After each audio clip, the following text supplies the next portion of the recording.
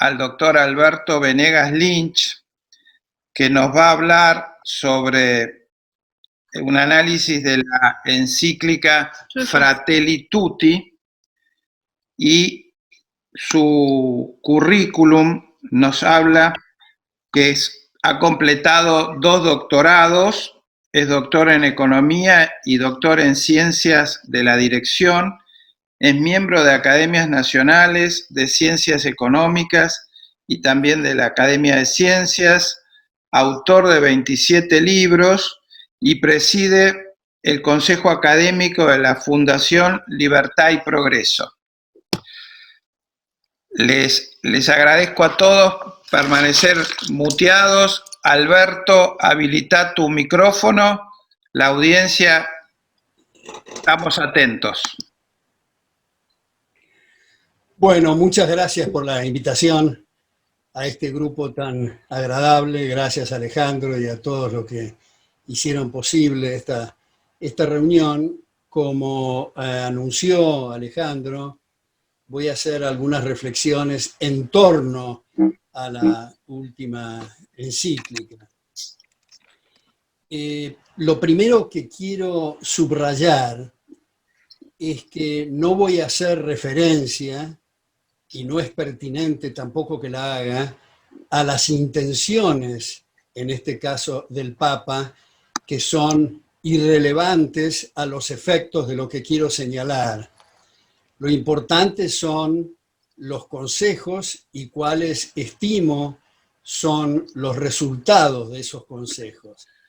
Y para poner en contexto el tema, quisiera comenzar comentando que en una de las visitas que le hicimos con María, mi mujer, a las hermanas Castellano, Mabel y María, nos mostraron una carta del tío de Mabel y María Castellano, Monseñor Ramón Castellano, quien era arzobispo de Córdoba.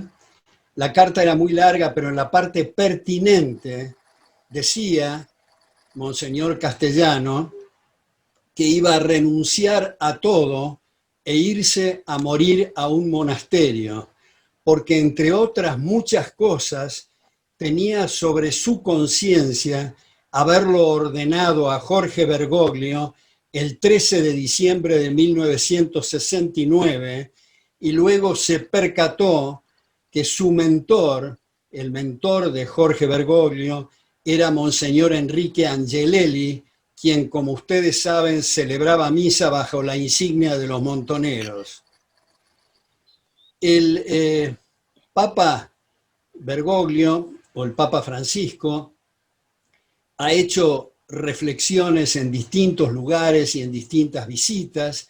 Por ejemplo, la visita que le hizo al asesino Fidel Castro fuera de protocolo, porque no era el gobernante, sino su hermano Raúl, y Mary O'Grady, una de las editores del Wall Street Journal en New York, me pasó las citas del Papa Francisco a gente joven de Cuba, denostando los pilares más importantes de lo que es la sociedad libre. Recibió, como ustedes saben, de manos de Evo Morales en La Paz, Bolivia, la cruz marxista. En Lima, en el Palacio Episcopal, también elaboró en la misma línea. En Asunción, en Paraguay, hizo la apología del padre Mujica y otros tercermundistas. En la Basílica de San Pedro, una de las primeras decisiones del Papa fue concelebrar con el padre Gustavo Gutiérrez, como ustedes saben, peruano, el creador de la teología de la liberación. Yo fui invitado, esto para poner en contexto, en el 30 de junio de 1998 para ser el orador principal en el CELAM, en la Conferencia de Obispos en Tegucigalpa, 30 de junio de 1998, invitado por Monseñor Cristian Perch Bañados, en nombre de quien era el anfitrión en ese momento. Nuestro anfitrión era Monseñor Oscar Díaz Madariaga, que luego fue papable y ahora tiene destino en Roma. Fui el orador principal debido a que el presidente de la Fundación Adenauer Argentina, Horst Schönborn, se empeñó que yo fuera el orador principal, y la Fundación Adenauer Argentina era una de las principales financiadoras de ese evento. En todo caso, lo que quiero subrayar son 3 primeros conceptos que dije en esa conferencia inaugural en el CELAM. Primero, me enteré que el Banco Nacional de Desarrollo, donde tuvo lugar el cóctel de inauguración, estaba financiado por esa institución, el Banco Nacional de Desarrollo, que al ser una empresa estatal está siendo financiada por los contribuyentes, incluyendo, como dije, que no me parecía pertinente aceptar esto cuando estaba financiado, entre otros, por gente que comen raíces, es decir, gente pobre que tiene que financiar con sus ingresos ese banco. El segundo punto que destaqué en esa oportunidad es que les dije a los padres, había una delegación en ese momento de teólogos de la liberación de El Salvador y también de Brasil, donde dije que si insistían, desde luego que también estaba, además de Monseñor Oscar Díaz Madariaga, estaba el obispo de México y el obispo de Colombia presentes, dije que si insistían en hacer la alabanza de la pobreza material, no la pobreza evangélica de espíritu, sino, repito, la pobreza material, tendrían que condenar la caridad, puesto que la caridad ayuda al receptor a mejorar su posición. Por último, dije en esta introducción, fue larga mi charla de 40 o 45 minutos, pero quiero señalar esto, dije que si ustedes consideran que los pobres materiales están salvados, tienen que dedicarse la Iglesia solamente a los ricos. Esto lo dije en base a, como todos ustedes saben, estoy seguro, las definiciones tan categóricas del Antiguo y el Nuevo Testamento. En el Antiguo Testamento, en Deuteronomio 8:18, dice textualmente: acuérdate que Yahvé tu Dios es quien te da la fuerza para que te proveas de riqueza. Cierro las comillas.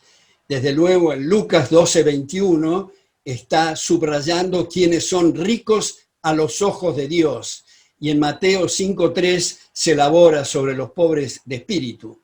También quiero destacar que en las célebres cartas de San Agustín, concretamente la carta 157, subraya San Agustín que no tiene nada que ver la pobreza y la riqueza material. Más aún, subraya la riqueza, la gran riqueza de Abraham. Y también se ha subrayado en otro contexto la amistad de Jesús con José de Arimatea, que era el rico del momento. De manera que en este contexto lo primero que quiero decir cuando se está hablando de pobreza en el sentido evangélico es la pobreza de espíritu, es decir, dar prioridad a las cosas de Dios respecto a las cosas de este mundo. Ahora, también quiero señalar que el marxista Antonio Gramsci, tal vez el marxista de mayor éxito en el mundo contemporáneo, sostenía y repetía la frase de tomen la cultura y la educación y el resto se da por añadidura. Y decía Antonio Gramsci que es muy importante tomar la Iglesia desde adentro, con ideas marxistas. Yo tenía un amigo mucho mayor que yo, Eudosio Rabines, peruano, ex premio Mao y premio Lenin, trabajaba en el Kremlin y una de sus misiones, la misión principal de mi querido Eudosio Rabines, era infiltrar las iglesias en España y en Chile. Esa era su misión. Él primero creyó que el problema del marxismo era la administración de Stalin y tardó mucho en darse cuenta que no es un tema de quién administra, sino del sistema en sí mismo, y escribió un libro pidiendo perdón y haciendo un paralelo con Pablo de Tarso en el camino de Damasco, y se emocionaba cada vez que daba conferencias. Yo lo presenté en Guatemala, lo presenté en México, lo presenté en la Argentina, en la Cámara Argentina de Comercio. Su libro se llamó y se llama La Gran Estafa, donde muestra su desilusión con el sistema. También él murió asesinado en México. También quiero señalar un libro muy importante del sacerdote polaco Miguel Poradowski, que es doctor en teología, doctor en derecho y doctor en sociología, donde señala que si dejamos avanzar ideas sobre la propiedad y otras dentro de la iglesia, pronto, dice textualmente, nos vamos a encontrar con que estamos en la anti-iglesia. Afortunadamente, estimados amigos, el 30 de junio de 1977, la Comisión Teológica Internacional de la Santa Sede dijo que ninguna declaración de la Iglesia, incluyendo el pontífice, se le agregaba, subrayo, un ápice de validez cuando se mete en temas sociales. Ahora, esta encíclica, la que comentamos, como ustedes saben, tiene 8 capítulos, está dividido en 287 apartados y son 122 páginas según la edición original. Se llama Fratelli Tutti, como saben, era la fórmula que usaba San Francisco para dirigirse a sus fieles. Pero dejando de lado lugares comunes, el eje central de esa encíclica está referido al concepto de la propiedad privada. Encabeza las reflexiones el Papa Francisco con una cita de San Cristóstomo, donde dice que el que está entregando recursos a otro no le pertenecen a otro. Y dice el Papa Francisco en su encíclica que hay que subordinar toda la propiedad privada al destino universal de los bienes de la tierra y debe reconocerse el derecho de todos a su uso. Esto contradice abiertamente otras tradiciones de la Iglesia, especialmente subrayo León XIII en Rerum Novarum, donde dice que para aliviar la pobreza de los pueblos debe de tenerse esto como parte esencial de la doctrina. 2 puntos: que quede intacta la propiedad privada. Pío XI, en 40º año, decía que ser socialista cristiano es una contradicción en los términos. Nadie puede ser verdadero católico y socialista al mismo tiempo.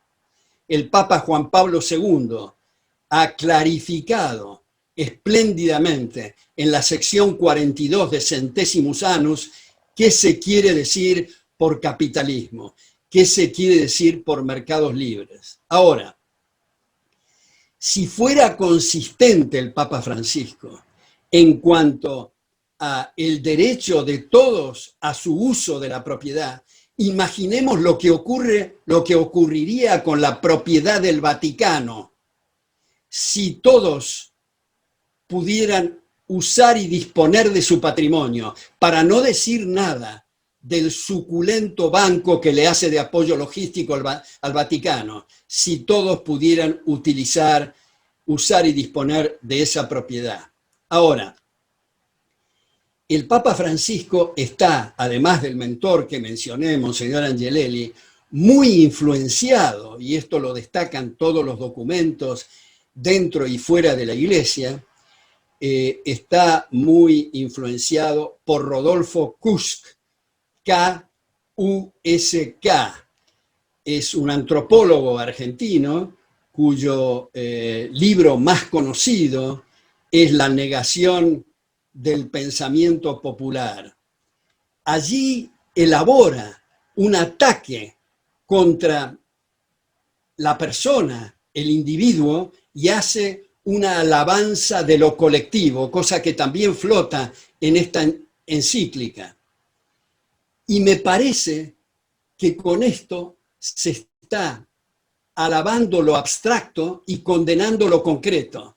Nadie mejor que Jorge Luis Borges ilustraba esto cuando se despedía de sus audiencias y decía: me despido de cada uno, y no digo todos, porque todos es una abstracción y cada uno es una realidad. Ahora, me parece, en este contexto que estoy elaborando, que no resulta para nada claro, yo diría muy pastoso y confuso, el concepto de caridad y de solidaridad en esa encíclica, desde el punto de vista cristiano, porque como todos ustedes saben, la caridad implica el dar recursos propios y de modo voluntario, y si fuera posible, de manera anónima. Pero si yo, a quienes me están escuchando ahora, les arranco las billeteras y las carteras para entregárselos a otro, no he hecho un acto de caridad ni solidaridad, sino que cometí un atraco.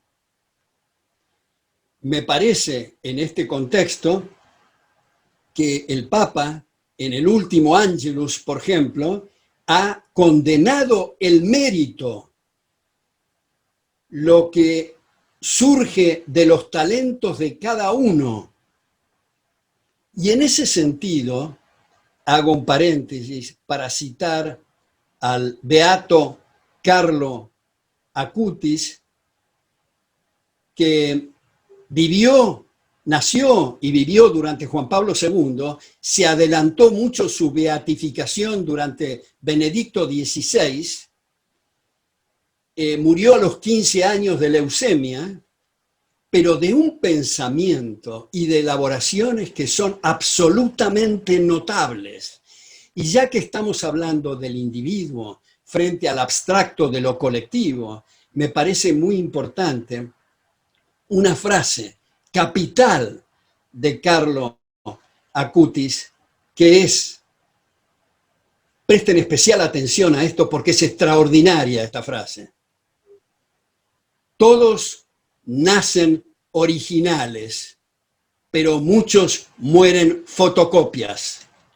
Esto es la importancia de desarrollar las potencialidades individuales en busca del bien, la importancia de alimentar la propia alma. En ese sentido,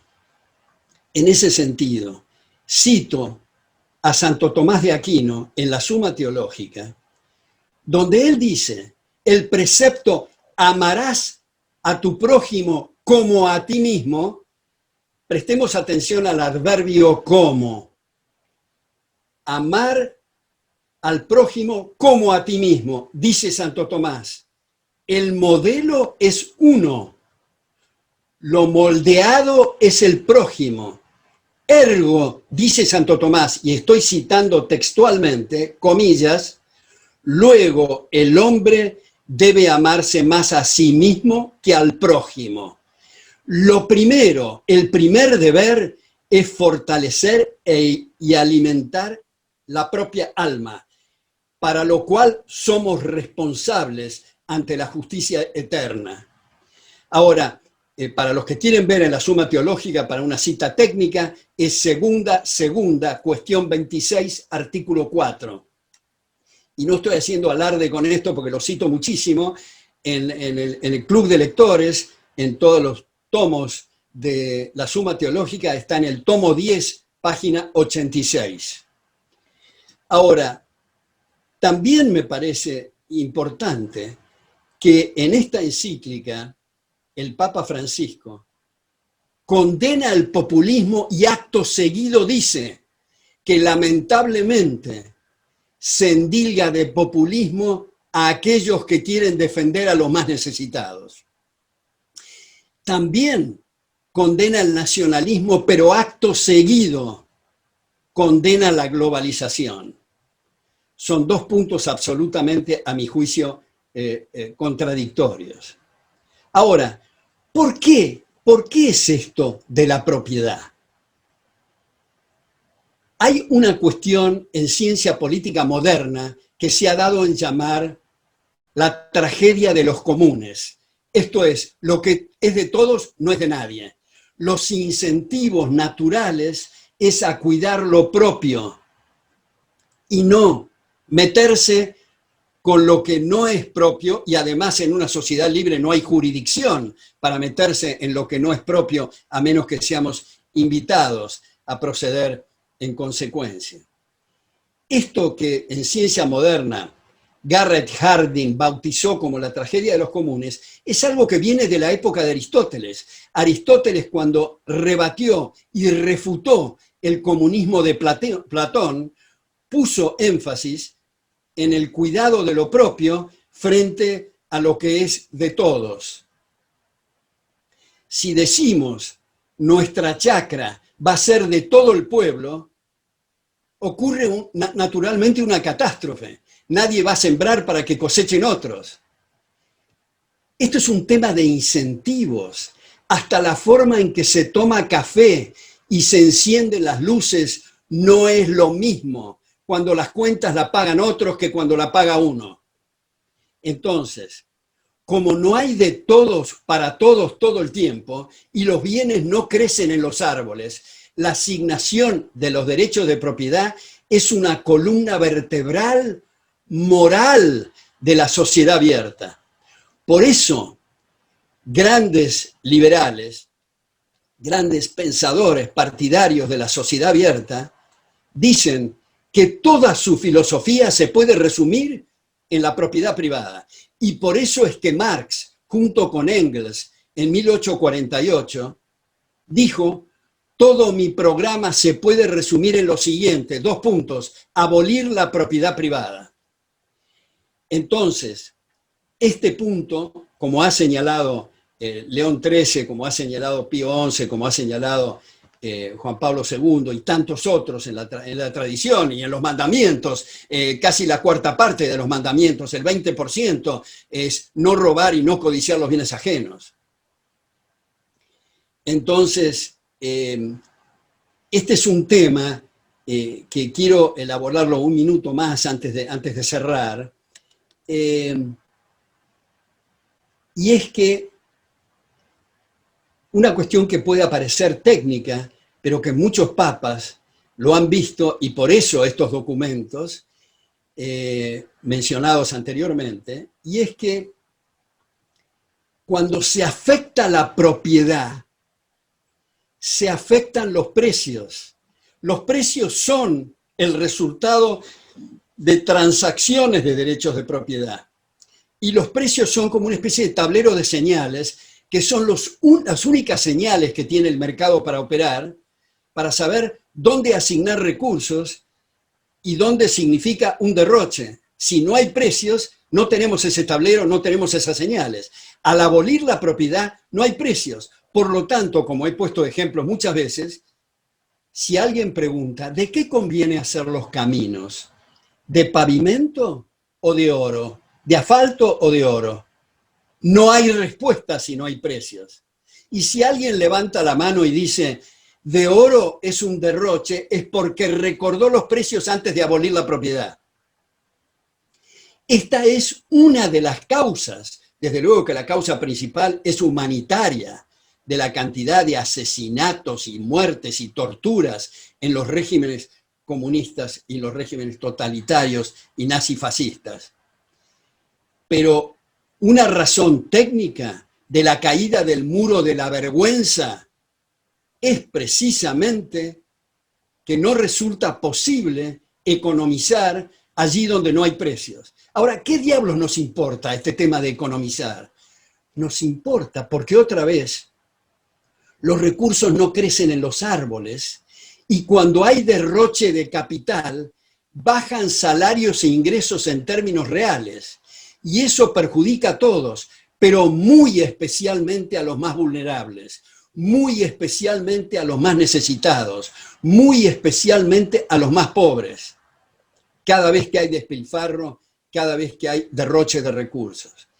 Ergo, la propiedad privada no es una cuestión que se diga técnica, ni una cuestión política, ni una cuestión para economistas. Es un tema moral, es un tema que hace al respeto recíproco. Cuando hablamos de la propiedad, estamos hablando en primer término la vida de la persona, en segundo término el cuerpo de la persona, en tercer término los pensamientos, la libre expresión de la persona, y en cuarto término el uso y la disposición de lo propio, de lo adquirido legítimamente. Entonces, este es el basamento moral de la sociedad abierta, como han señalado todos los autores contemporáneos.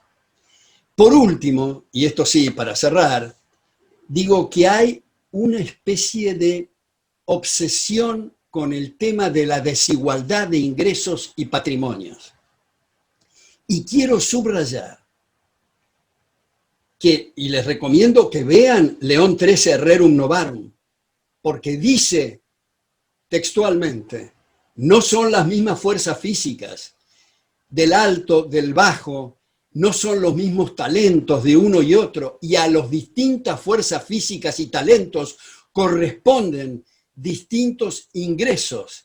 Pero lo importante aquí, que a diferencia de Darwin, a diferencia de la biología, que los aptos eliminan a los ineptos o menos eficientes, en este caso, los más competentes, los más eficientes, no como una consecuencia necesariamente querida, están transmitiendo su fortaleza a los más débiles. Cuando nosotros decimos que los salarios e ingresos en términos reales son mayores en Alemania que en Uganda, no es porque el alemán sea más generoso y el ugandés más agarrado o más amarrete. Es porque el alemán no tiene más remedio que pagar salarios e ingresos más altos, porque las tasas de capitalización son mayores, porque los procesos de mercado hacen esa transferencia de la fortaleza de los que mayores ingresos tienen a los que menos ingresos tienen para aumentar sus ingresos. Por eso, cuando hablamos de las emigraciones y que la gente huye, no huye de Miami, huye de Cuba. ¿Y qué es lo que estaba buscando? Sistemas distintos. Ahora, cuanto más alta sea la tasa de capitalización, más humano es el sistema. ¿Por qué creen ustedes que en Canadá y en Estados Unidos prácticamente no existe servicio doméstico? ¿Es porque el ama de casa no le gusta el apoyo logístico? No, porque es muy caro, porque tienen que sacarlo de una empresa. ¿Por qué creen ustedes que los autócratas africanos de las republiquetas africanas se hacen abanicar a la hora de la siesta por 15 individuos? ¿Qué tal si ese autócrata se muda a Nueva York y pretende hacerse abanicar a la hora de la siesta por 15 individuos? Tiene que pagar $10.000 la abanicada y sale muy caro. Las tasas de capitalización hacen que la gente se coloque en tareas más humanas. Entonces, cuando hablamos de desigualdad de ingresos, tenemos que tener en cuenta esto. Somos nosotros en un mercado libre los que estamos estableciendo igualdades o desigualdades cuando vamos al supermercado todos los días. Compramos más de una cosa, menos de otra, estamos favoreciendo a este productor y castigando al otro. Pero resulta que salimos del supermercado y están los megalómanos diciendo ahora vamos a redistribuir ingresos, lo cual quiere decir volver a distribuir por la fuerza lo que hace 5 minutos se distribuyó voluntaria y pacíficamente a través de estos procesos de mercado.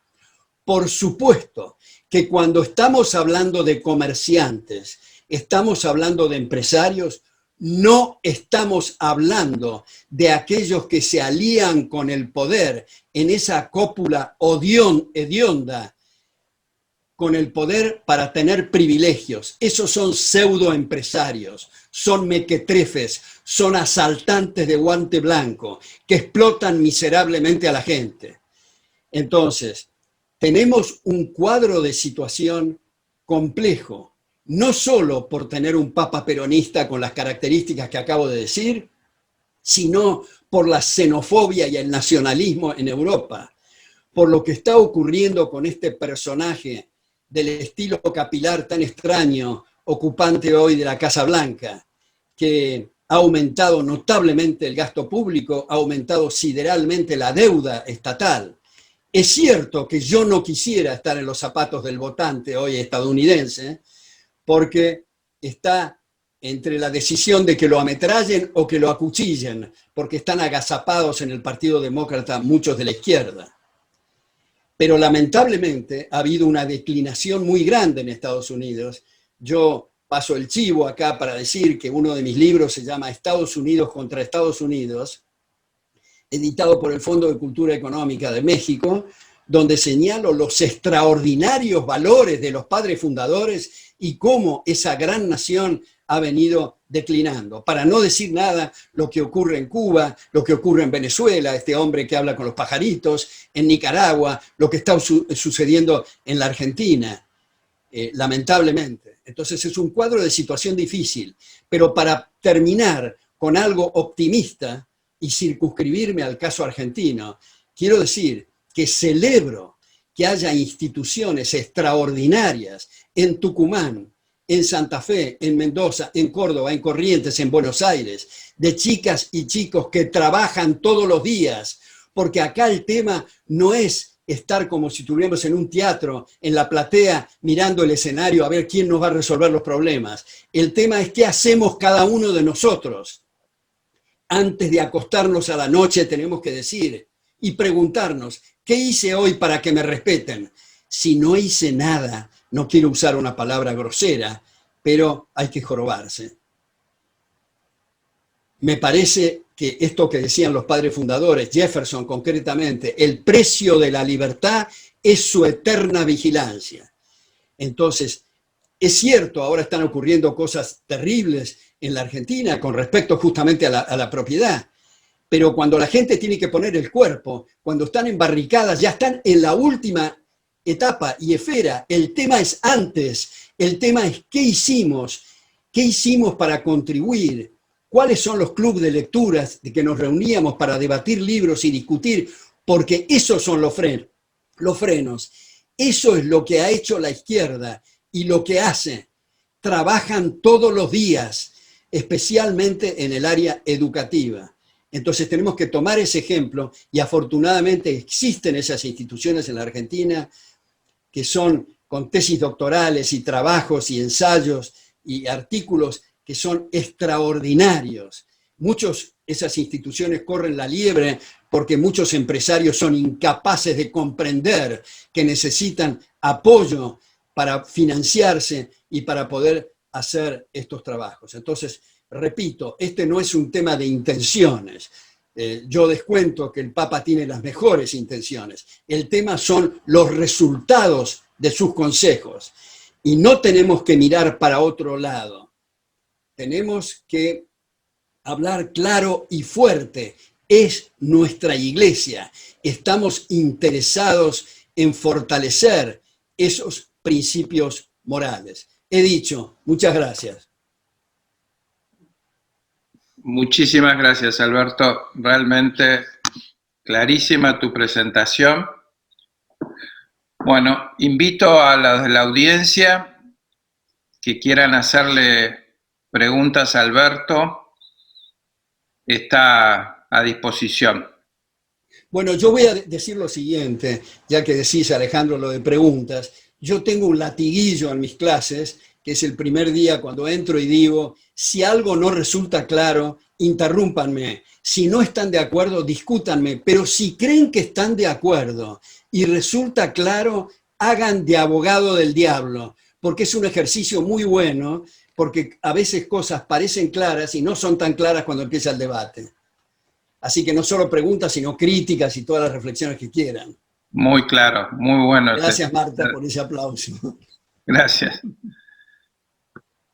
Bueno, a ver, veo la audiencia, o levantan la mano o abren el micrófono o me hacen una seña, así los puedo identificar.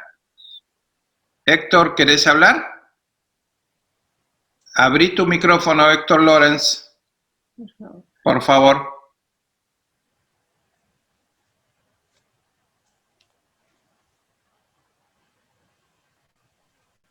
Sí,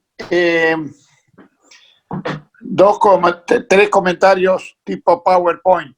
Primero, muchas gracias y la cultura y la cantidad de conocimiento y mi coincidencia con la defensa de los principios y todo lo que se ha dicho. Es una alegría poder escuchar algo así. Segundo, creo que sería importante dentro de esa lucha sana y dentro de los principios, una buena discusión pública y debate incluso a nivel interno de la Iglesia y con el Papa, entre dos rubros, porque como dijo Venegas Lynch, y me gustaría su reacción a este punto, trabajar sobre una clara diferenciación entre lo que es, hablando de la religión católica apostólica romana, el hablar de los principios de fe, de Dios, del alma y de los valores centrales de la religión y la vida eterna, y después de los aspectos económicos, políticos y sociales. O sea, yo creo que tenemos que ser muy claros y diferenciar el gran volumen del tiempo que le dedica el Papa a temas políticos, económicos y sociales, y no a los temas centrales de la religión, que está haciendo que nuestra religión pierda cada vez más adhesión. Y realmente pienso que el Hoy de Roma es una participación en luchas políticas y sociales y económicas y no en principios religiosos. Entonces, sobre esta diferenciación tan crítica, más allá que yo creo que en el tercer punto hay que también seguir luchando por nuestra iglesia y nuestra fe, y pensando que, bueno, solo Dios lo sabe, pero a lo largo de la vida de la iglesia hemos tenido algunas papas con profundas crisis, y uno a veces se pregunta si los momentos que el Señor nos pone a prueba no será quizá poniéndonos un papa falso enviado del demonio como una prueba a ver cómo reaccionamos con los principales valores dentro de este copamiento de la Iglesia Católica Apostólica Romana. Gracias, y le dejo esas preguntas al conferenciante de hoy. Bueno, muchas gracias. Muchas gracias, Héctor, por esas reflexiones. Yo creo primero que es importante subrayar que lo que hemos hablado y el concepto de propiedad, el concepto de sociedad abierta, el concepto de respeto recíproco, hacen a los fundamentos morales. Yo recuerdo cuando recién entré en la Universidad Católica, la enorme paciencia que me tenía mi querido Monseñor Derisi, rector entonces de la Católica, que me acuerdo que con su boina y tomando mate en su despacho, escuchaba atentamente las cosas que yo le decía. Con Monseñor Derisi hemos tenido un contacto muy grande, al principio muchas discusiones. Luego él, cuando ya estaba viejito, vivía cerca de la Plaza San Martín, en un departamento que le habían prestado. Él me pidió que escribiera, después de haber hecho un intercambio por carta de lectores en La Nación, con él discutiendo, un trabajo que se llamaba Liberalismo y Cristianismo para mandárselo al entonces cardenal Ratzinger, que estaba a cargo de la educación. Yo le dije, Monseñor, esto para mí es tan importante, el pedido que me está haciendo, que le pediría que de su puño y letra me escriba y me dice que usted me lo solicitó a esto, que lo hizo muy amablemente. Monseñor Derisi nos casó con mi mujer, María, hace 55 años, y en esas discusiones que yo tenía, yo le decía, mire, Monseñor, yo ya sé todo el esfuerzo que hacen ustedes y todo para transmitir estos principios, pero yo le digo que después de oír clases de doctrina social de la Iglesia, yo le digo que usted está creando en su universidad una fábrica de ateos, porque efectivamente los disparates que se decían eran colosales. Después descubrimos que el profesor mío, nuestro, del grupo de la licenciatura en economía de aquella época, era el padre Sili, que resultó ser montonero.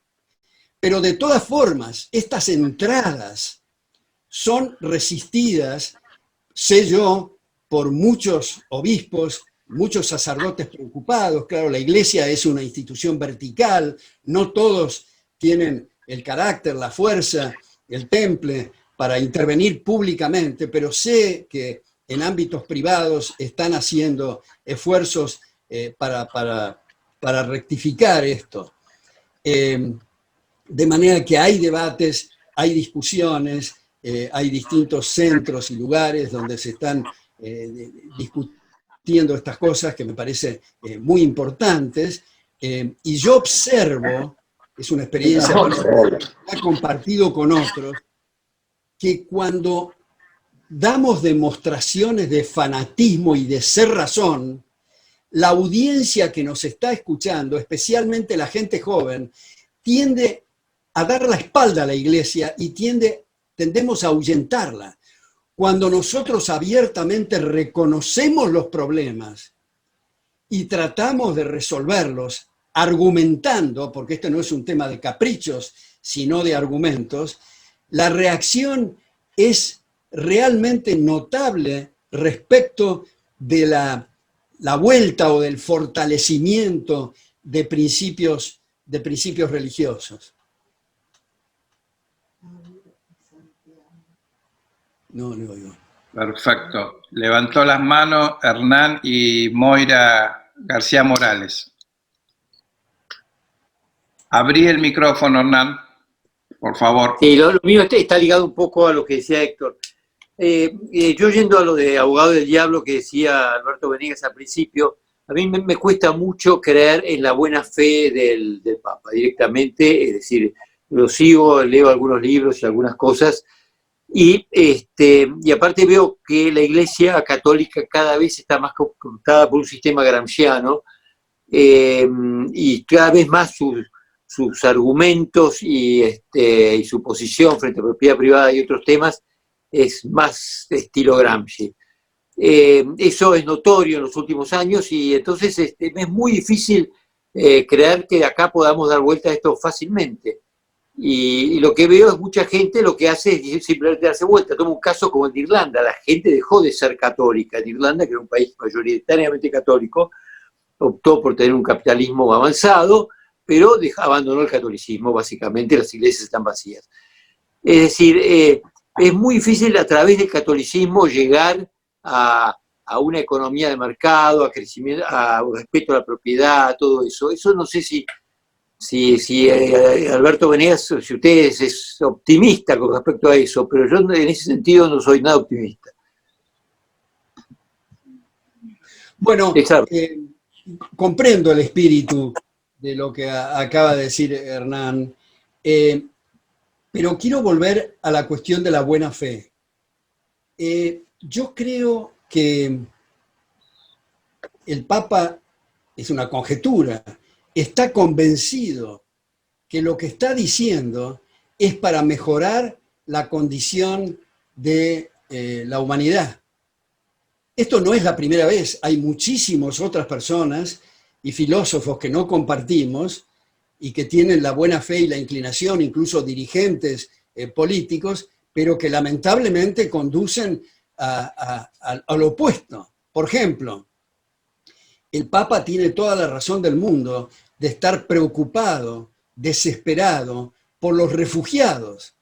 Pero lo que hay que hacer, un zoom, ya que estamos en zoom, un close-up, digamos, a este asunto del Papa, es ver que la gente se está fugando de los lugares donde se aplican las recetas del Papa y se están fugando a los lugares donde el Papa critica, sin perjuicio de entender la complicación del mundo que estamos viviendo.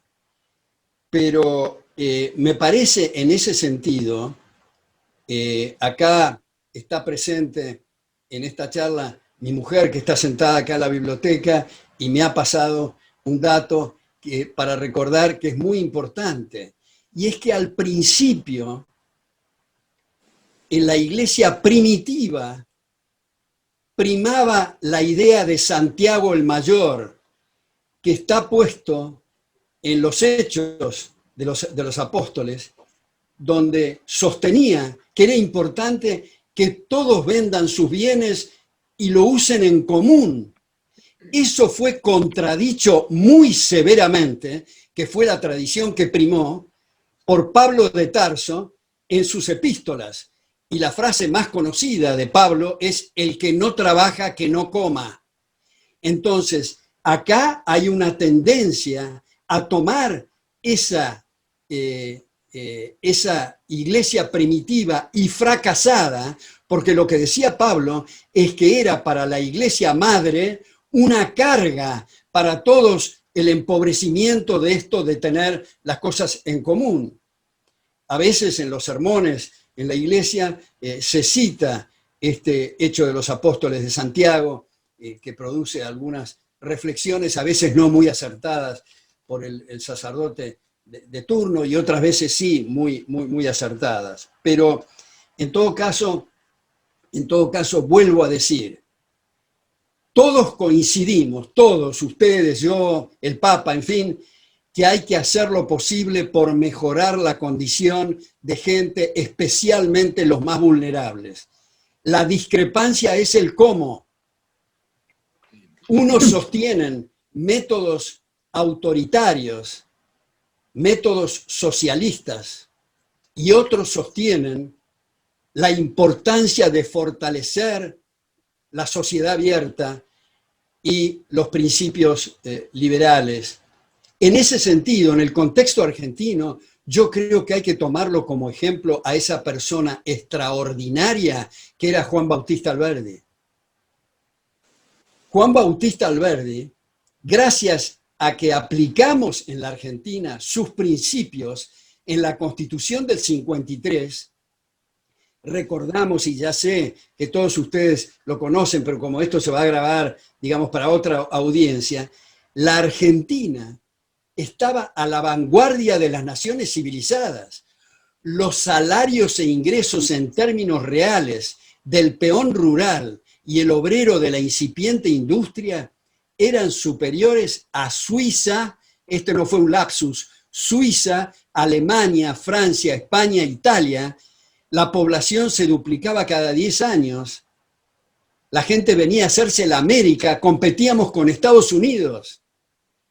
Y esto tuvo vigencia hasta el golpe fascista del 30, que se empeoró notablemente con el golpe militar del 43, y todavía estamos en esa situación. Desde el 30 a 43 hasta 2020, seguimos aplicando las mismas recetas. Y por supuesto se producen los mismos resultados lamentables. Incluso desde el punto de vista institucional, hoy tan deterioradas las instituciones precisamente vinculadas a la propiedad,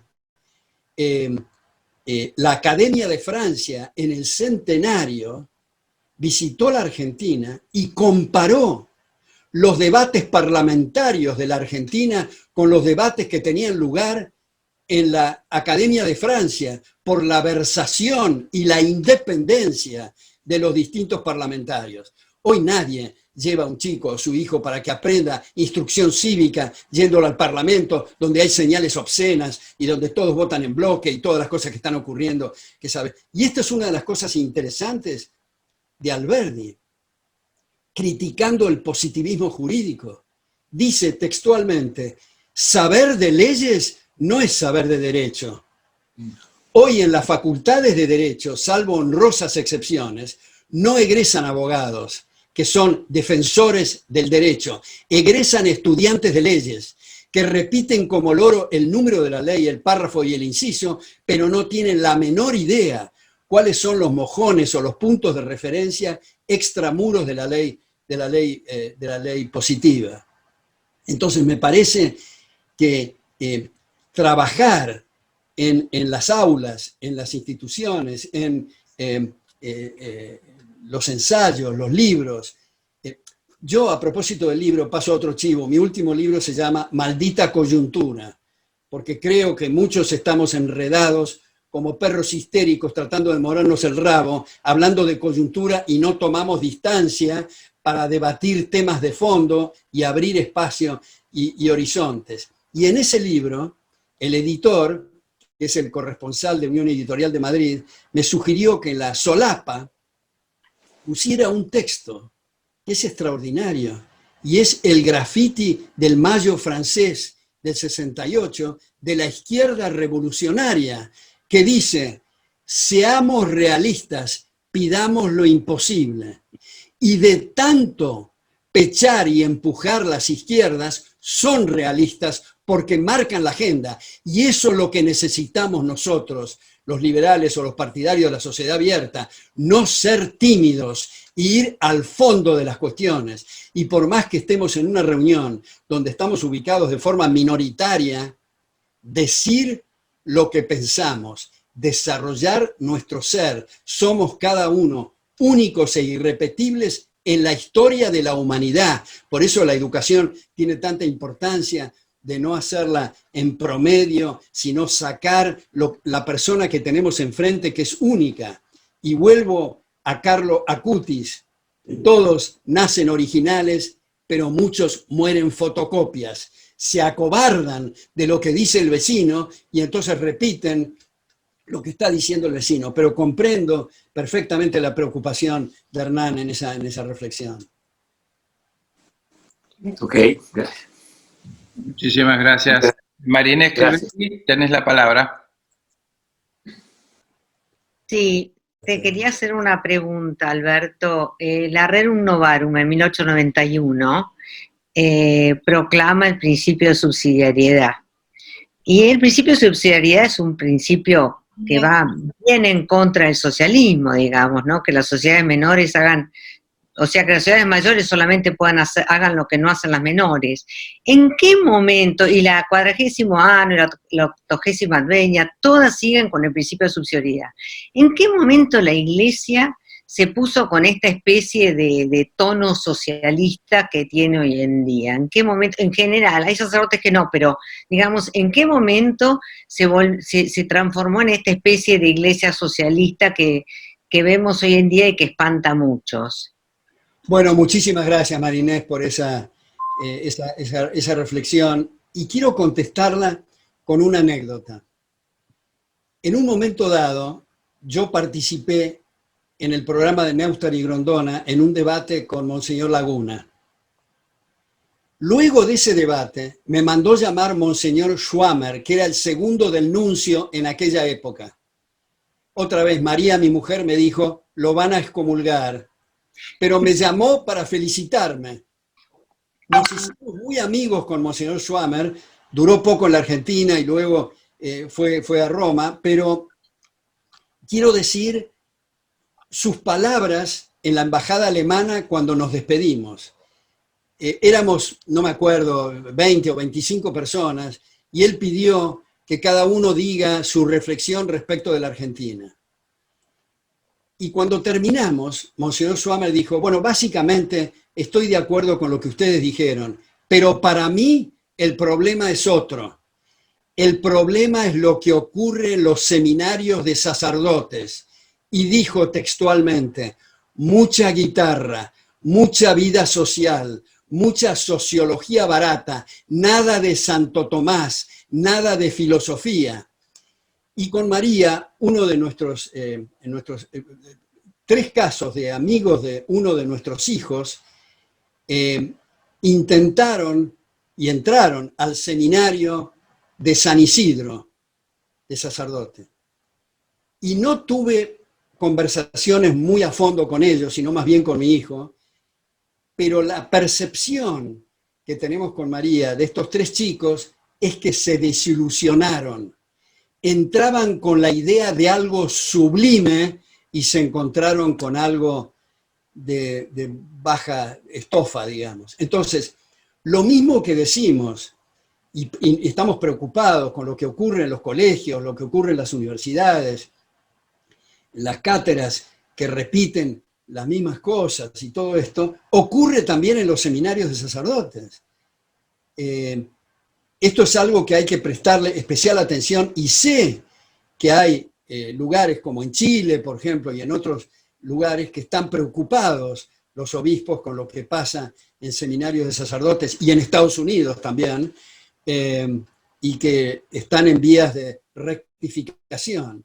Porque claro, la experiencia que uno tiene cuando da clases y está un semestre o un año frente a alumnos y alumnas, es extraordinario cuando uno tiene esa oportunidad. Cuando dicen, esto me cambió la vida, yo creo que no se dan cuenta el impacto brutal que uno recibe. No hay precio ni retribución para un comentario de ese tipo. Pero claro, si las chicas y los chicos no tienen la oportunidad de escuchar otras campanas y están con su cuadernito oyendo el mismo discurso cavernario y troglodita de hace 50 años, desde luego que estamos en un problema. Por eso, lo que la gente dice, sí, la educación está muy bien, te pones pesado con el tema de la educación, pero eso es a largo plazo. Es a largo plazo, pero cuanto antes empecemos, mejor. Mi autor favorito no es Mao Zedong, pero él decía, el primer paso es en la buena dirección. La buena dirección para él, que era el sistema totalitario. Pero quiero decir, esas contribuciones, esos intercambios en las familias sobre temas de fondo, creo que esas son las verdaderas barricadas intelectuales contra el avance del espíritu totalitario. Porque yo he visto estos días mucha gente de muy buenas intenciones y todo, diciendo, tenemos que respetar la propiedad privada y todo. Pero si uno escarba un poco y dice, ¿por qué la propiedad privada? ¿Acaso no tenés en tu casa un living y un comedor donde no vive nadie y nosotros somos familias de indigentes? ¿Por qué no ocupar tu casa? Dame cuáles son los argumentos.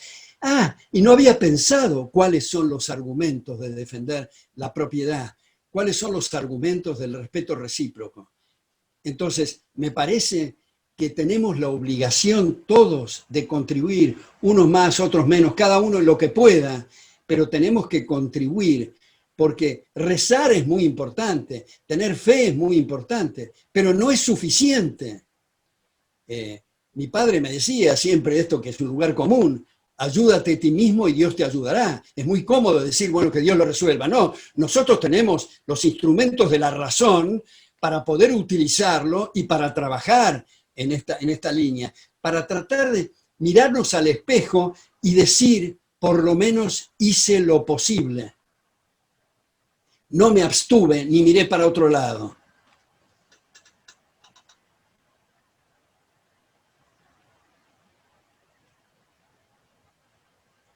Está cortado tu micrófono. Ahí está. ¿Alguna otra pregunta? Ahí está, Verónica o Juan Cornejo, adelante, y después yo te voy a hacer dos preguntas también, Alberto. Bueno, ante todo, muchas gracias por tu muy útil disertación, Alberto. Realmente tuve oportunidad de estar en tu casa, bueno, en un amigo común, en lo de Mariño, alguna vez, y hablando un poco sobre el Papa y sus principios, ¿no? Pero una reflexión. Quiero saber un poco qué pensás vos de la relación de la Iglesia con el Estado. Es decir, la relación en Argentina del Estado con la Iglesia ha sido siempre muy próxima. Es más, creo que los lineamientos de la Iglesia siempre han tenido mucha relación con el Estado.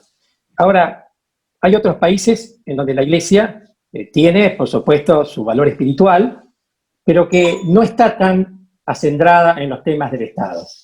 Y vos bien señalaste que el método gramsciano, la cultura, evidentemente influye mucho en la educación, hay que trabajar sobre eso, los comunistas trabajan mucho sobre eso, y sobre todo también sobre los principios religiosos, que influyen mucho más en aquellas sociedades donde están tan unidos la Iglesia y el Estado. Y es cierto que hay que trabajar en la familia, en la concientización de nuestros hijos, porque realmente no conocen demasiado cuáles son los peligros por los cuales se están transitando. Pero hay cuestiones mucho más acuciantes y que no merecen realmente asentarse en el tiempo, porque el tiempo nos apremia y porque estamos perdiendo en este caso, todos los principios básicos de la libertad y por otro lado, bueno, uno de ellos es también la propiedad. Entonces la pregunta que yo te hago, ¿cómo encararías vos el tema de esa relación de la Iglesia con el Estado?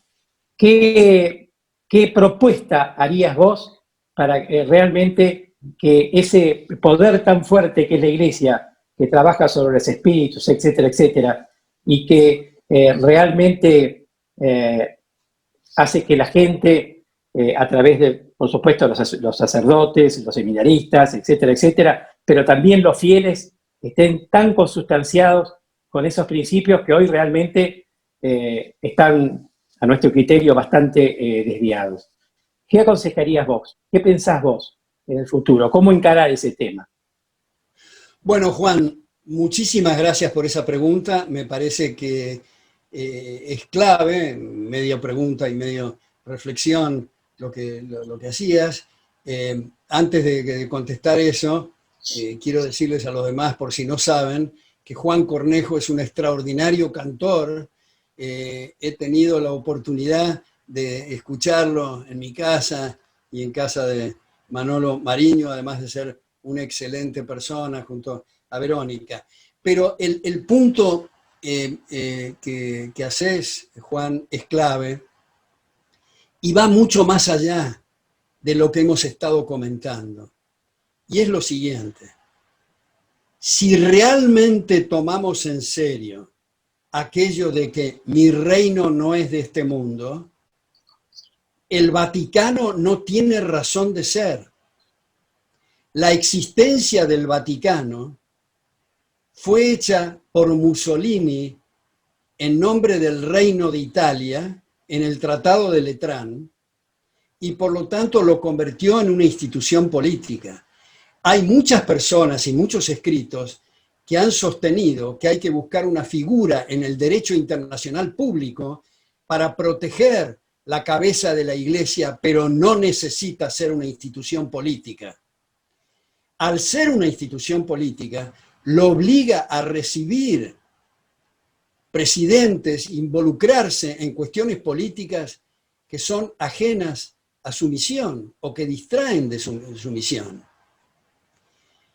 Lo cual incluye el Banco del Vaticano. ¿Qué es eso del Banco del Vaticano? Además de las corrupciones fenomenales que allí hay y que ha habido y que han hecho en parte la renuncia del extraordinario Benedicto XVI, si tienen que invertir o tienen que colocar fondos, está el Banco Santander, está el JP Morgan, está el Citi, en fin, no quiero hacer publicidad de los bancos, pero digamos, existen otros bancos, no necesita tener un banco propio el Vaticano, porque eso desnaturaliza ya el hecho que un obispo se haga cargo del Banco del Vaticano, está sacando tareas fundamentales para el alimento espiritual de la feligresía para dedicarse a estas cuestiones, sin perjuicio que lamentablemente, en este caso, el Papa ha recibido, ha alabado y se ha y ha mantenido y mantiene amistades con personajes absolutamente reprobables, para no decir repugnantes. Entonces me parece que eso habría que ponerlo tal vez en otro plano muy importante, la reflexión de Juan, de la politización que conlleva esta cuestión del Vaticano, pero me parece que ahora lo urgente es revertir esto, porque lo que se ha dado en llamar la tragedia de los comunes se va a convertir en una tragedia de la Iglesia. Y si nosotros realmente queremos a nuestra Iglesia, tenemos que contribuir a rectificar lo que creo que hay que rectificar. Los que miran para otro lado, si hubieran seguido sus ejemplos, mucha gente todavía estaríamos con los Borgia, debido a que hubo críticas. Y pensemos en Juan Pablo II, no solo en su ecumenismo para acercar las tres religiones monoteístas, que a muchos fanáticos eso no les gusta, tampoco les gusta su pedido de perdones. Pidió perdón por las cruzadas, por la Inquisición, por el tratamiento de judíos, por el tratamiento de mujeres, por la conquista de América. Esos son los pedidos de perdones de Juan Pablo II. Entonces, además, desde luego, de su contribución al derrumbe del comunismo en Polonia. Pero me parece que nuevamente hay que volver a las fuentes. No es la primera vez que instituciones se desvían, no es la primera vez en la Iglesia tampoco, que por distintas cuestiones, acuérdense de la venta de indulgencias y todas estas cuestiones, que han sido escándalos morales muy grandes, hay que rectificarlos. Y en ese sentido, termino esta respuesta con un brindis que sugirió el cardenal Newman y que ha sido citado reiteradamente por mi querido Michael Novak, que murió ahora hace poco, y decía así: propongo un brindis, primero por la conciencia y luego por el Papa. Perfecto. Te quiero hacer un comentario. En la misma encíclica, el Papa hace referencia a la necesidad de instaurar un gobierno universal, sin reconocer las fronteras de los países ni los gobiernos elegidos por esas comunidades o la ciudadanía de cada país. En ese gobierno universal que plantea, ¿cómo nos diferenciamos los católicos del Estado Islámico? Bueno, Alejandro, yo como organizador, voz y fundador, entiendo, de este grupo, quiero felicitarte porque las preguntas de todos ustedes son muy sustanciosas, muy gratificantes y estimulantes, incluyendo esta que acabas de hacer, que me parece que es clave. Efectivamente, en el trabajo que yo publiqué con mis reflexiones sobre la encíclica, menciono ese punto, Alejandro, que no lo mencioné hoy, es el gobierno universal. La única razón, desde la perspectiva de la sociedad libre, por tener parcelada el mundo en naciones, es precisamente para evitar los riesgos fenomenales de concentración de poder de un gobierno universal. Veamos los problemas que tenemos, dijimos recién, en el mundo. Imaginemos cualquier político tomado al azar que sea el gobernante universal, la catástrofe sería mucho peor. Entonces, desde la perspectiva de la sociedad libre, de lo que se trata es de fraccionar en distintas naciones y dentro de las naciones, si es posible, fraccionar en provincias o estados y fraccionar en municipalidades para debilitar el poder. La concentración de poder es el problema del gobierno universal. Un problema gravísimo, pero gravísimo, moral, que sugiere el Papa establecer. Te agradezco mucho, Alejandro. Ahora, respecto del Islam, y tomo de nuevo lo de Juan Pablo II y el ecumenismo, quiero señalar que autores, el Premio Nobel en Economía Gary Becker y Guy Sorman, sostienen que el Corán es el libro de los hombres de negocios por el respeto a la propiedad y los contratos. Y Houston Smith, profesor de religiones comparadas en MIT, señala que lo que se ha tomado equivocadamente por muchos interesados como guerra santa es guerra interior contra el pecado. En uno de los apartados del Corán se dice: el que mata un hombre ha matado la humanidad.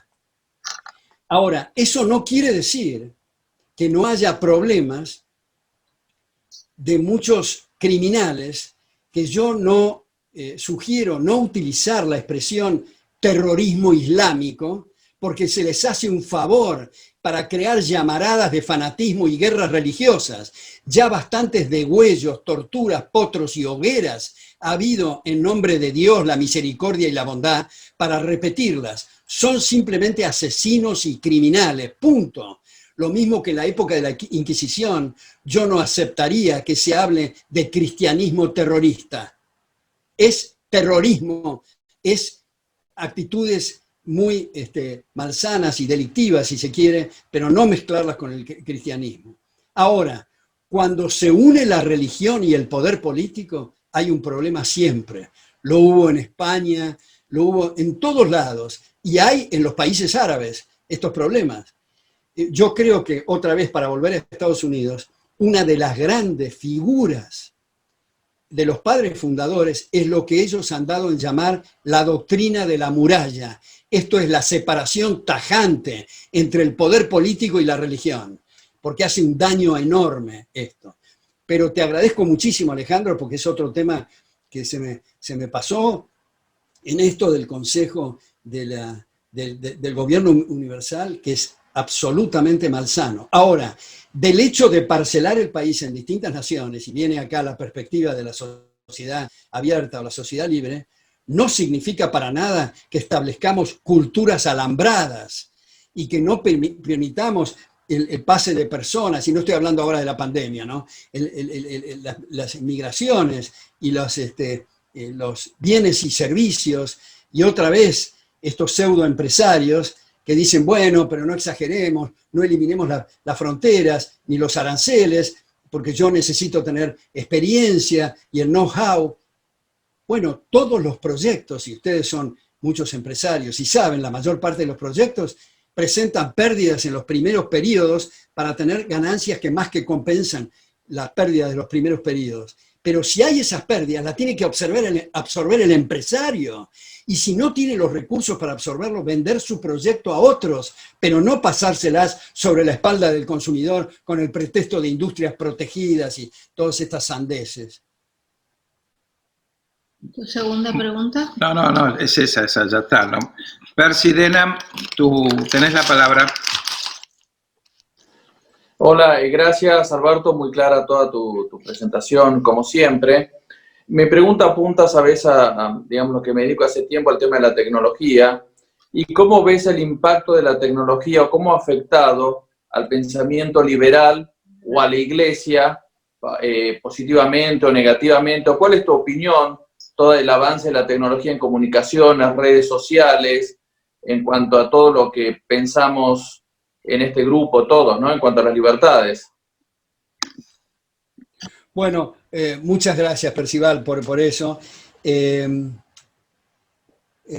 Yo creo dos cosas. Uno, para ir para la segunda parte de tu pregunta primero, creo que la libertad de expresión es algo fundamentalísimo. El cuarto poder es mucho más importante que los otros tres poderes. Que cada uno pueda decir lo que le dé la gana, lo cual no quita que si lesiona derechos de terceros haya una trifulca en la justicia, digamos. Pero no censura previa, ni en las redes sociales, ni en el papel, ni en la radio, ni en la televisión, etc. Que cada uno puede decir lo que le parezca. Y en ese sentido, como vos sabés, ahora hay un debate en esta 320 Act, el Act 320 en Estados Unidos sobre las quejas, si algunas plataformas que dicen que no quieren publicar determinadas cosas. Yo creo que si vos y yo somos dueños de una plataforma, hacemos lo que nos da la gana, publicamos lo que queremos y lo que no queremos no lo publicamos, igual que cualquier diario. Ya se sabe que los diarios no publican todos los artículos que reciben porque no tendrían espacio, seleccionan. Entonces, algunos tendrán más éxito en la población que los está leyendo por la confianza que inspiran y lo verdadero de la información que transmiten, y otros no. Pero no tener, ahí otra vez lo cito a Jefferson, decía, si tuviera que elegir entre una sociedad sin gobierno con libertad de prensa y otra con gobierno sin libertad de prensa, me elijo lo primero. Esto es, la libertad de expresión es fundamental. Ahora, vos mencionaste en la primera parte de tu reflexión, Percival, el tema de la tecnología. Yo creo que la tecnología ha sido una maravilla, una cosa extraordinaria. A veces se dice, bueno, pero la tecnología va a sacar fuentes de trabajo. Eso es falso.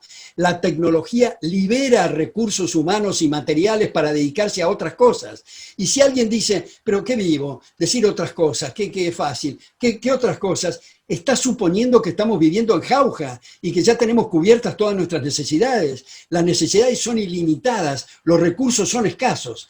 Y cuando hay liberación de recursos humanos y materiales, el empresario, en su propio interés para sacar partida del arbitraje, está interesado en capacitar a la gente para esas otras cosas.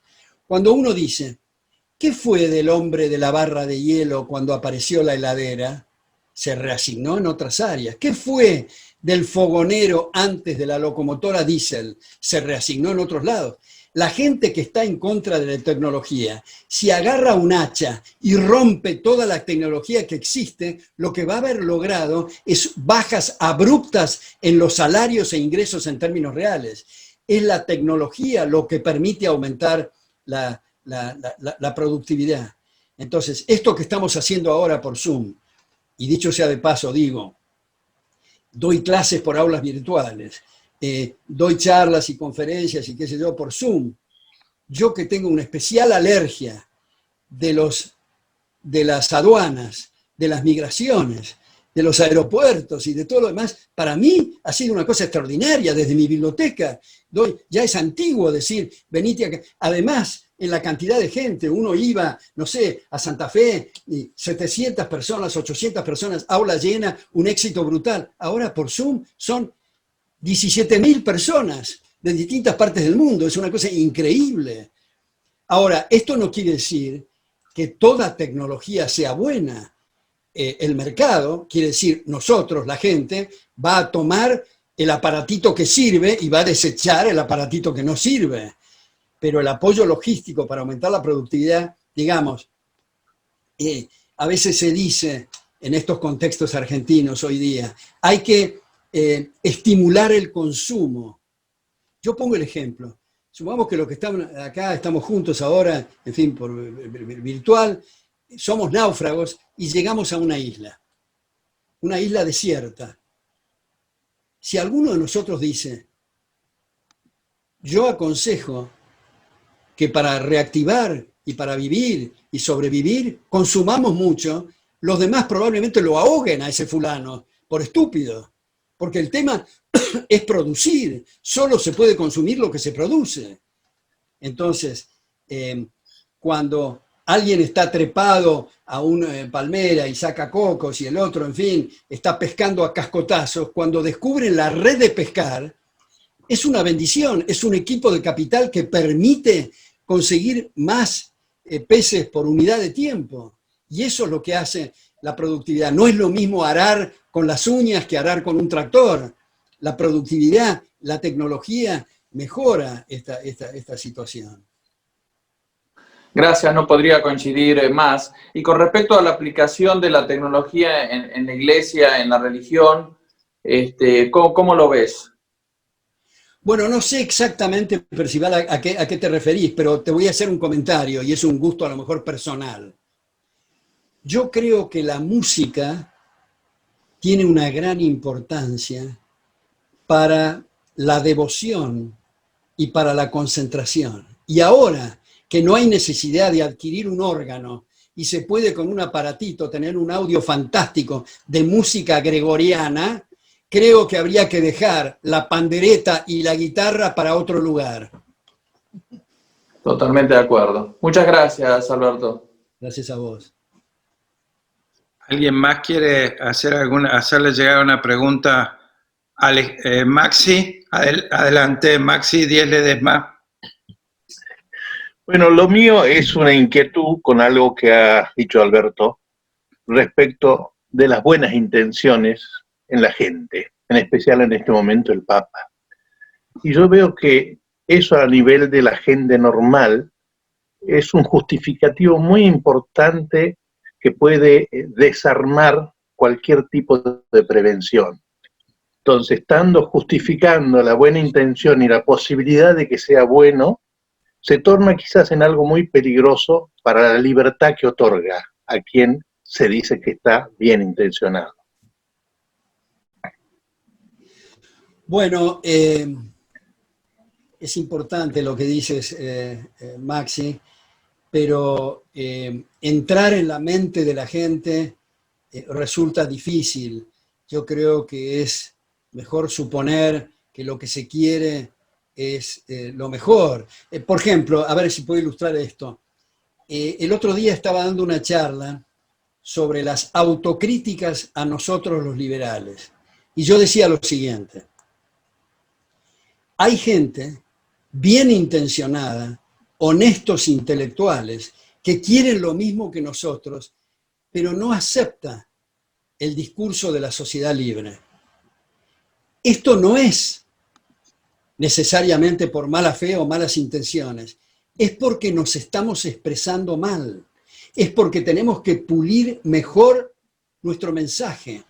Como tendemos siempre a ser más benévolos con nosotros mismos que con los demás, en lugar de decir, ¿por qué diablos la gente no entiende lo que estoy diciendo?, es mejor decirnos a nosotros mismos, ¿por qué soy tan inepto para pasar el mensaje?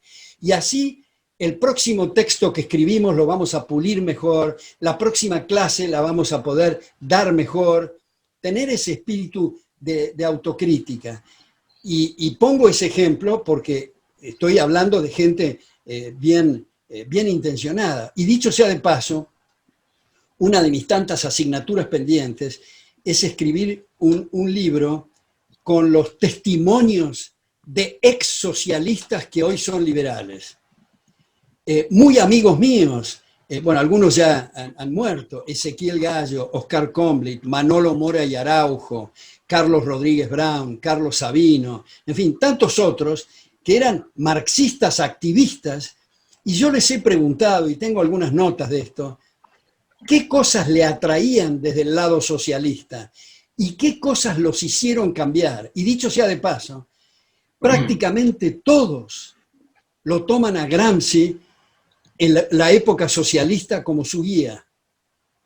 Mucho más que poner bombas y actos terroristas es de las cejas para arriba, trabajar con las ideas. Y los cambios han sido básicamente como consecuencia de escarbar más precisamente sobre lo que hoy estamos hablando, que es el derecho de propiedad. Ha habido una correspondencia de un obispo chileno que me dice que hay una carta del padre Gustavo Gutiérrez al Papa, que es el creador de Teología de la Liberación, felicitándolo por su estrategia, pues un lenguaje más, dice él, disimulado para lograr los mismos objetivos. Porque cuando concelebró con el padre Gutiérrez en San Pedro, Boff, el otro que dejó los hábitos, pero en fin, desde Brasil dijo: ahora el Vaticano se convierte de nuevo en mi casa, ahora que han comprendido los postulados de la teología de la liberación, en fin, etc. Y el Papa llegó a decir en un momento dado, en la República, en el diario italiano con doble P, República, cuando le estaban diciendo, bueno, pero dicen que tiene ideas comunistas, y contestó el Papa: son los comunistas los que tienen las ideas cristianas y no al revés. Es muy grave la situación, es muy grave. Y yo creo que todos de buena voluntad que tratan de disimular y poner paños fríos, creo que son cómplices. Tengo 4 preguntas más. Viene el Monseñor Alberto Bochatey, después el arquitecto Alejandro Marolda, después Mariano Domínguez y Hernán García Morales o Moira nuevamente. Adelante, Alberto. Hola, buenas noches a todos y un gusto estar por primera vez en este grupo. Gracias, Alejandro, por invitarme. Y es un gusto saludar a Alberto Venegas Lynch, hace tiempo que no nos veíamos, aunque siempre lo leo y lo sigo. No, lo mío más que una pregunta era un poco la provocación de Percival sobre las nuevas tecnologías y la Iglesia. Brevemente, les digo 2 o 3 cosas. En la Pontificia Academia para la Vida ya llevamos 2 encuentros por el tema de la inteligencia artificial con gente de Google y de IBM, de los presidentes de estas compañías, y de algunas otras cosas para ver cómo esto va a influir en tantas aplicaciones, digamos, después de orden moral, cuál sea la ética de la utilización de inteligencia artificial y otras áreas. Eso a nivel macro, digamos. Y a nivel micro, lo que ha pasado ahora con la pandemia, que nos ha revolucionado las vidas parroquiales. Las parroquias están fundiendo económicamente porque la gente no va y no pone la canastita, sobre todo en los barrios marginales, es un desastre, tenemos a los curas con hambre, pero por otro lado, los servicios están llenos. Antes en una parroquia, al rosario que se suele rezar antes de la misa vespertina, iban 3, 4, 5 personas y por ahí se aumentaba un poquito más el número cuando se acercaba la hora de la misa. Hoy tenés 40, 50, 100 conexiones de Zoom o de Instagram o lo que sea, o sea que por ahí tenés 150, 200 personas rezando el rosario, que en las parroquias no lo tenían. Las misas, gente que elige qué misa seguir por Instagram o por lo que sea, y te eligen la misa de San Isidro, la misa de Paraguay. Lo que pasó con la misa del Papa, durante la cuarentena dura de Italia, ¿se acuerdan? Por 2 o 3 meses ¿cómo se llama? Transmitían la misa de Santa Marta todos los días, que tuvo un montón de gente que lo seguía, y gente que se comenzó a reconciliar o conoce entender un poco mejor el pensamiento pastoral del Papa, porque lo escuchaba todos los días en esas pequeñas prédicas. O sea que el impacto que tienen las nuevas tecnologías y la Iglesia, estamos apenas, diría yo, en el primer escalón del Porsche de afuera. Todavía no hemos entrado a una revolución muy grande que se viene con eso. Era solo sumar un comentario a eso. Bueno, Monseñor Bochatey, muchas gracias por esas reflexiones. Yo también lo leo mucho a usted y aprendo mucho de sus reflexiones, pero quisiera hacer un comentario a lo que usted dijo, a ver cuál es su reacción a esto. Usted habló de la inteligencia artificial. Según yo lo entiendo, inteligencia artificial es una contradicción en los términos. La inteligencia es un atributo humano, no de un aparato. Interlegum, leer y captar esencias. En ese sentido, creo que a veces nos expresamos diciendo, por ejemplo, ¿qué memoria tiene la computadora? En realidad, la computadora son impulsos eléctricos. La memoria es del ser humano. Nuestros abuelos o bisabuelos, Monseñor, para recordar alguna cosa, hacían un nudo en el pañuelo y nadie en su sano juicio va a decir qué memoria tiene el pañuelo. O cuando guardamos archivos en un galpón, no decimos qué memoria tiene el galpón. Entonces, incluso computar, no computa la máquina, computa el ser humano. Y yo creo que en eso hay un tema, no me quiero extender porque ya son 9 menos 20 y se ha pasado mucho tiempo en esto, pero hay un tema, Monseñor, que a mí me preocupa mucho y que he escrito varios ensayos y cada vez que escribo un ensayo agrega nueva bibliografía, y es esto: la tendencia brutal al materialismo filosófico, o lo que Popper llamó determinismo físico. Toda mi investigación empezó con un libro de Karl Popper, como se sabe, filósofo de la ciencia, y John Eccles, premio Nobel en neurofisiología, que tiene el nombre tan atractivo e ilustrativo, The Self and its Brain, el yo y su cerebro, para mostrar que los estados de conciencia, la psique y el yo no es materia. Si fuéramos materia, estaríamos determinados por los nexos causales en nuestros huesos, en los kilos de protoplasma, seríamos loros, no podríamos argumentar ni revisar nuestros propios juicios, ni habría proposiciones verdaderas ni falsas, no habría sentido de la moral, ni responsabilidad individual, ni la propia libertad. Y lo curioso es que vivimos en una época de materialismo filosófico, en economistas, en juristas, no quiero hacer un tema ad hominem, pero uno de los jueces de la Corte, ex juez de la Corte en la Argentina, que sostiene que no hay que detener a los delincuentes porque no son responsables de sus actos, es un materialista filosófico. Parte de esa premisa, está bien el silogismo, pero la premisa está mal. Hay psicólogos, como usted sabe, monseñor, quiere decir estudio de la psique, que niegan la existencia de la psique. Somos como aparatos, como digo, como kilos de protoplasma. Este determinismo físico, materialismo filosófico, está haciendo estragos y creo, yo le digo muchas veces a mis colegas liberales, en fin, ese es el cimiento de la libertad, ese es el cimiento de la persona. No podemos hacer un edificio empezando por el techo. Los cimientos son muy importantes. Esta parte filosófica resulta trascendental. Bueno, me fui un poco por las ramas, pero quería tomar el tema de la inteligencia artificial que usted mencionó, monseñor. Gracias. Después, si podemos tener algún comentario desde la neurociencia, que soy neurólogo y puedo apoyar un poco a qué se refiere o qué diferencias hay entre la inteligencia humana y la inteligencia artificial. Pero bueno, Alejandro Marolda, el arquitecto Marolda, ya que él es arquitecto, quiere hacer un comentario también. Adelante, Alejandro. Gracias. Gracias, Alberto, por tu tiempo y tu versación tan importante.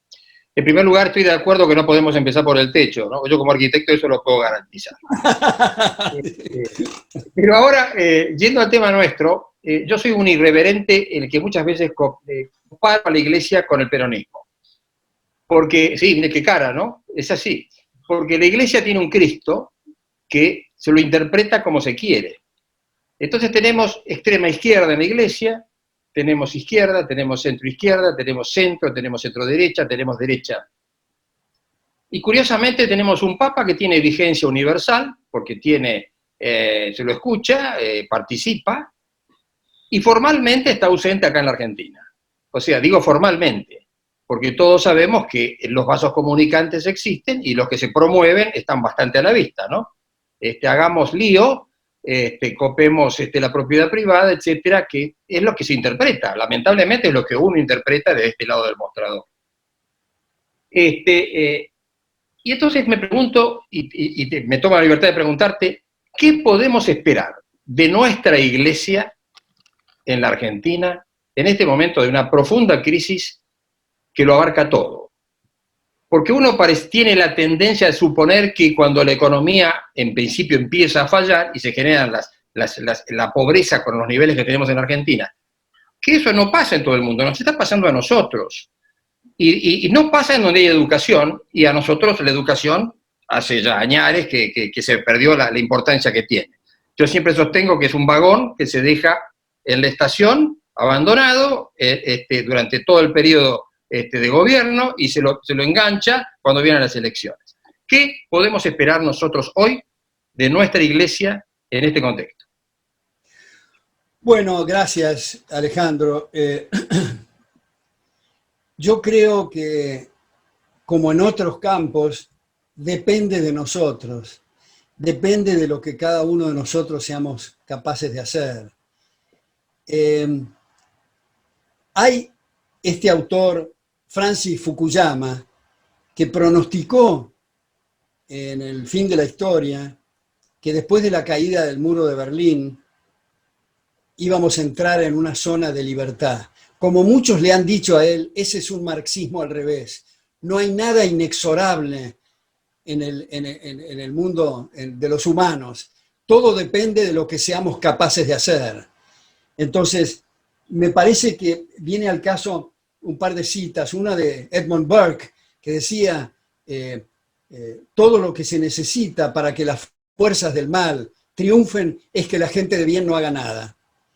Y otro es Martin Luther King, que decía, no me preocupa la gente mala, ni siquiera los perversos, me preocupa la gente que mira para otro lado y no contribuye, ¿no? Y tantos otros autores. Entonces, yo creo que reuniones como estas que ustedes han organizado también y con personas tan agradables, en fin, y tan instruidas, inteligentes y con estas reflexiones tan fértiles, me parece que es una contribución decisiva. Y yo sé que lo más productivo es la cátedra, el libro, el ensayo y el artículo, pero muchos no tienen acceso a eso, por eso sugiero, y he sugerido tantas veces con bastante éxito, diría yo, ateneos y grupos de lectura donde se reúnen 4 o 5 personas en una casa de familia y debaten libros, uno expone y los otros discuten y el año siguiente cada uno de los 5 crea otro grupo de 5, en fin. Esos son los pequeños granitos de arena que pueden revertir el problema grave, por cierto, no solo de la Iglesia en la Argentina, sino que toma muchos otros ámbitos. En ese sentido, Alejandro, quisiera completar esta reflexión diciendo que una de las obligaciones nuestras también es usar las neuronas para pensar qué otros límites hay que ponerle al poder político para que no vaya a ser que el día de mañana el globo terráqueo se convierta en un inmenso gulag, paradójicamente en nombre de la democracia, tipo Venezuela. Digamos, no tenemos regímenes democráticos, son cleptocráticos, gobiernos de ladrones, de vidas, de sueños de vida, de propiedades y de libertades. Entonces tenemos que trabajar las neuronas para poner nuevos límites, porque como decía nuestro correligionario, el gran constitucionalista Juan González Calderón, los demócratas de los números ni siquiera de números entienden, porque parten de 2 ecuaciones falsas, 50% más 1% igual a 100%, 50% menos 1% igual a 0%. Son 2 ecuaciones falsas. Entonces, la esencia, ya que todo el mundo dice tenemos democracia, la esencia de la democracia es el respeto recíproco, es el respeto de los derechos de las personas. Las mayorías o primeras minorías son sistemas, son partes formales, mecánicas y accesorias, porque si no tendríamos que decir que Hitler, porque ganó con la primera minoría, era democrático, o Salvador Allende, o el propio Maduro, en fin. Entonces tenemos que trabajar en esto. Ha habido autores como Hayek para el Poder Legislativo, Bruno Leoni en el judicial, Montesquieu tiene aspectos para el Ejecutivo. Si no nos gustan esas propuestas, pensemos en otras, pero no podemos estar con brazos cruzados esperando la próxima elección porque esto va barranca abajo.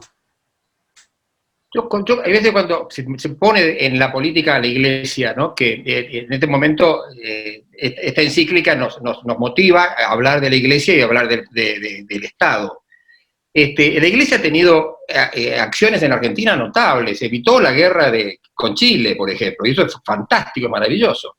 Y sin embargo hoy no vemos ningún puente tendido entre la razonabilidad y la crisis brutal, la trinchera que cada vez es más grande. Es como si estuviéramos esperando. Un indicio interesante fue ahora los obispos cuando salió el tema de la ley del aborto. Ahí ha habido un pronunciamiento de la Iglesia en ese sentido. Pero no veo otras cosas en la Iglesia. Es cierto. Afortunadamente, lo del aborto, en realidad homicidio en el seno materno, han estado muy bien y aplaudo eso. Y cuento otra anécdota, porque el tema de Chile que está sacando Alejandro fue gracias a Juan Pablo II y al cardenal Zamoré. Bueno, yo yendo al campo, en una rotonda en Luján, casi choco el auto del cardenal Zamoré, cosa que hubiera sido una catástrofe absoluta. Afortunadamente. Sí.